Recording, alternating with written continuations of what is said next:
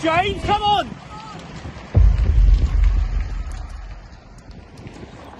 Morning folks, welcome to part 2, welcome to the haircut, courtesy of my friend Stefano. Today's the day, it's race day, it's 7:15 in the morning. I'm not an early riser, but I'm up. The women are gone, the women were part there, so they've gone to the race. They must go off before us. Yeah, so race day, what's going to happen? It's going to be a hell of a race, eh? It's going to be dry this year. There's no wind. What does that mean? In previous years, there has been a little bit of wind that you have to be being careful for. So you fight more for the sections because you need to be in position later on in the race.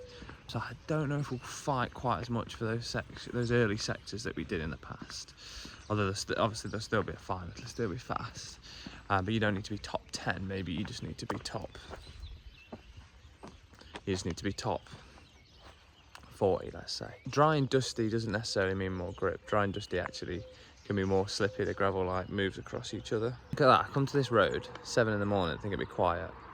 Bloody car comes, ruining my audio. 2 car comes, it's like the M1 now. So yeah, what does that mean for the race? That means the race will be fast and dry, but the corners will be slippy. You'll see a lot of crashes. So yeah, dry doesn't always necessarily mean grip, but it does on the tarmac, but it'll mean slippy, gravelly corners where the gravel moves over each other. It'll mean crashes, it'll mean everything, which obviously you expect from Strade Bianche. Dust clouds from the convoy, which you'll see on the telly. I'm gonna go and have my morning coffee, done a bit of back activation, then have breakfast about 3.5–4 hours before the start of the race. I'm not bicarbing today, but I'll fill up on some good caffeine because obviously I'm gonna need it. It's gonna be a full gas race. Yeah, and I'll take it along for the race. I don't know how much race footage I'm gonna get, so I don't know what this video is quite gonna come out like, but if you've seen this and you haven't already seen part 1, go like, comment, subscribe and check that video out. That video went out on the morning of the race. It's like a pre-Strade race, and this video has gone live slightly later, post-race. So what's going to happen? I mean, I'd like somebody else to win, someone a bit different, but I think Pog's probably going to take the biscuit, isn't he? As soon as this going out live or going out after, I can tell you that we're riding for Ben and Richie. My job's to be with them after Santa Maria and do the best I can to help them, which obviously I'll always try and do anyway. Rue and Mikkel, their job's to make sure the team get on Santa Maria in the right position. And then Michael Valgren and Archie, they're trying to get us to kilometre 100, where obviously we can stay safe and try not to crash, stay out of trouble on those early sectors. So yeah, that's the team plan. There's going to be wheels on the end of every sector because the car will be so far behind, and the feeding strategy is difficult in this race because bottle will fly at cages. There's new rules this year as to where we can and can't feed, so the UCI have put in feed zones for us. The only problem with that is every team will be in the same feed zone, which means it's impossible to hold your position and get a bottle because everyone just wants to swarm each other and get a bottle. Especially in a race like this, your mouth will be so dry from all the dust, and it's not warm, it's still March, but it's not going to be cold today, so you'll be drinking a good amount of pop. Go find my morning coffee, let's get some breakfast, admire these lovely Tuscan bins next to this lovely Tuscan church and this lovely Tuscan hillside. Yeah, let's go get some breakfast, see what Sven's done as good old boy, this Sven, new chef, bless him. He's been a bit rushed, but no. I feel like my haircut, and I've got not shaved and dirty. I feel like my haircut and my short beard, I've lost like 4 kilos and about 10 years. So maybe I'm learning a lot about myself. So we got a team presentation again this morning. Oh look, Cam's here! Yeah, it's team presentation again today. On the bike, the crowds are here, bigger crowds today. Riley Sheenan from Israel, I think he'll do a good ride today, very good rider. It's basically the same as yesterday, just with the bike, so.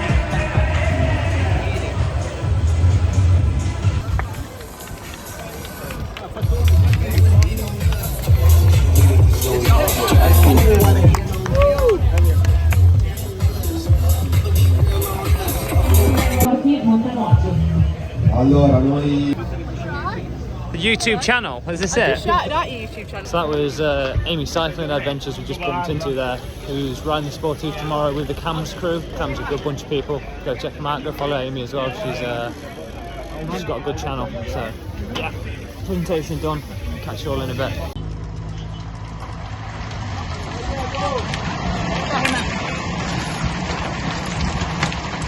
Come on, James, come on!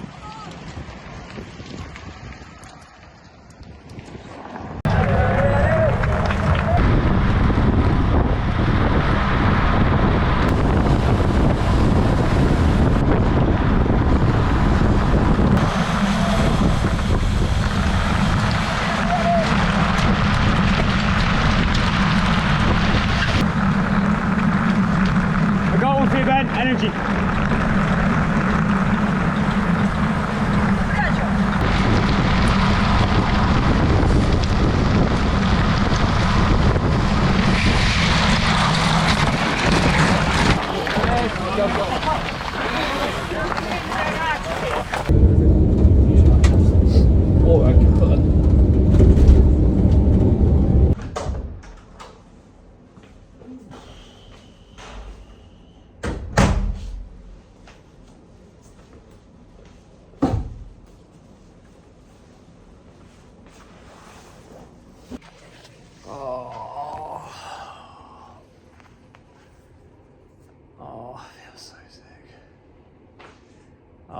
Right then, short stand. What happened? Strade Bianche. I woke up this morning feeling good, feeling great. Thought I was on for a good day. First 2 hours, good. 3 hours, good. 3.5, we hit Santa Maria.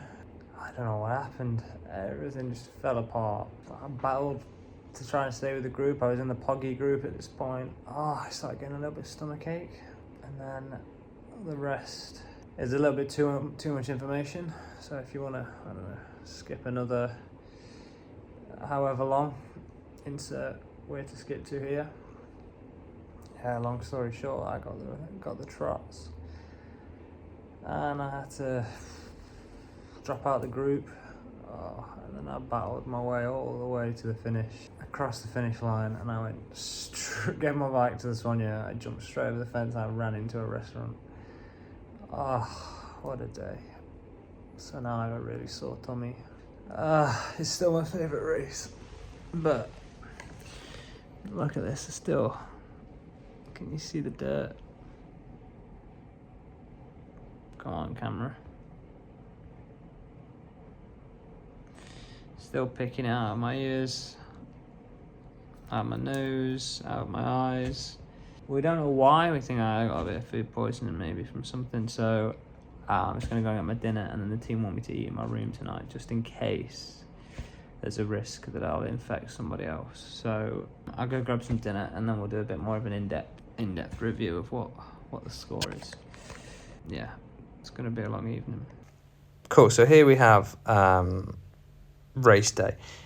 You'll see I've sort of not continued to track from after the race because there was a bit of an issue. So in the race, I should have consumed 2,645 calories. However, I didn't because I came down weirdly mid-race with a stomach bug.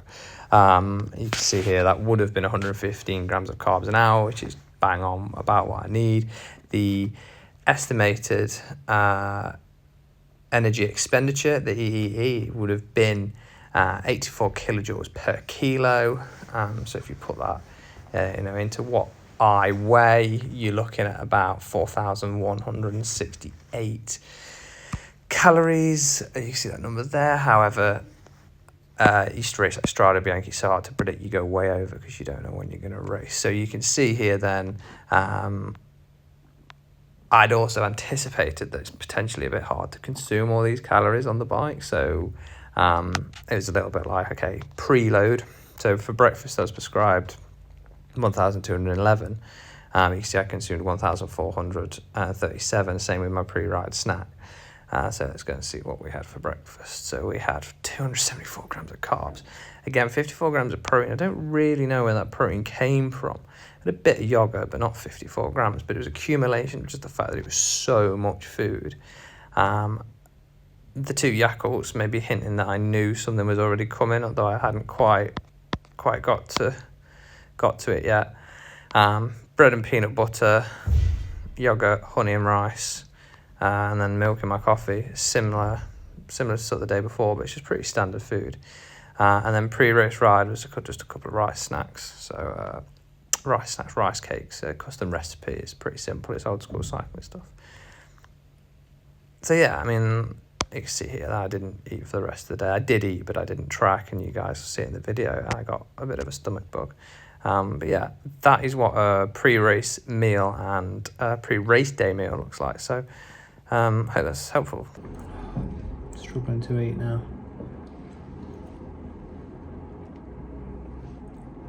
The chef, bless him, he's in a really good state.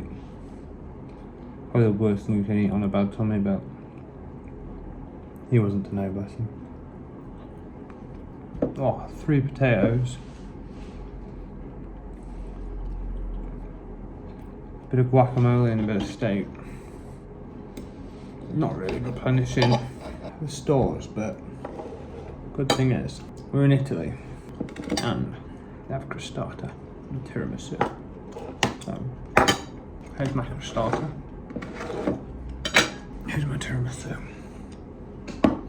I'll drink this as well at some point. This is kefir. This is like the best probiotic you can come across. No, I kid you not. Like, you know, compared to Yakult and all that kind of stuff, you can't. This doesn't even come close. Kefir is like God's gift when it comes to probiotics. Oh, so yeah, I'm a bit down. Form's good. Weight's been good. Weight will be good now because there's nothing in me. There was an opportunity missed today. I mean, yeah, it's not very often the team open the door for me and say, look, you know, go through it. So when they open it, I like to go through it, and I didn't really get to race today. Oh, it's a good one. Got a Whoop notification. Your stress today was higher than usual. I wonder why. Luckily, I've got a fridge in my room, so if I need it in the night, we can go and have the kefir. If not, that's breakfast. To try first, the tiramisu or the crostata. I don't think I'm going to finish them both. Maybe I have crostata as a snack in the middle of the night. So yeah, obviously massively disappointed. I really wanted to be there to help Ben, and I wasn't there. Luckily Michael was an incredible day. He was 8th in his own right. The guys I was in the group with, you know, top 20s and things, so it would have been nice to have been able to push to the final, but hey ho. So ride tomorrow on the TT bikes, it's going to chuck it down. Docky thinks I might have a tummy bug, he's not sure. Yeah, we'll see. We'll see. Tirreno's meant to start Monday with a TT that's literally just outside the hotel. It goes down around the hairpin and back. It's the least technical TT you've ever seen, so that'll be interesting if I can start that on Monday. Obviously, if he says I got a tummy bug, if he tells me today I'm not riding tomorrow and I'm not riding, it's not starting Monday, which would be a shame, but yeah, life goes on. What else? Yeah, it's a bit of a shocker really.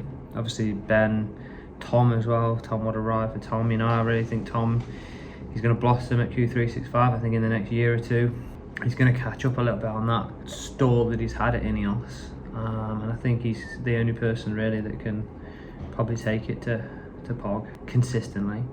In classics, I don't think he's going to do it in Grand Tours, but I think in one there is Strade